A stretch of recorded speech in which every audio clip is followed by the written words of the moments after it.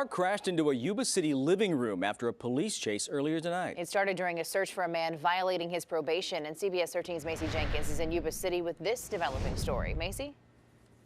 Well, Christina and Tony, police chased the suspect for nearly a mile. Police say he fired shots at the officer before ramming his car into this home across the street. But it didn't end there. He got out and started running, and that's when neighbors say they heard gunfire.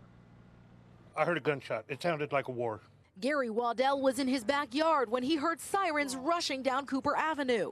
I got scared. I started running the house. I told everybody, stay at the house. Around the corner, a gray sedan had just driven straight into this home. I was just trying to back in and get out of their way. Brad Batley lives across the street and says he had just pulled up to his house. And as I was backing in, car swerved, I think to avoid me, and went right over into the house over there, and the police cruiser was right behind him. But it didn't end there. The driver hopped out and started running towards a nearby parking lot. The cop yelled something at him, and they started shooting at him. Lieutenant Jim Runyon with Yuba City Police Department says the driver was hit and transported to a nearby hospital. He says it all started a half-mile away on Almond Street. An officer noticed the driver and says he matched a description of a man violating probation. But after attempting to stop the vehicle, the driver fled, firing shots towards the officers. I didn't get out of the truck until I saw police officers coming back out of the parking lot.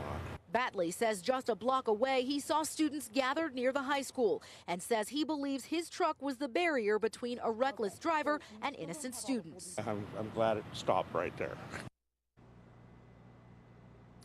There was a person inside of the home, and that person did receive minor injuries but was treated on the scene. No officers were injured, and we still don't know the condition of the suspect.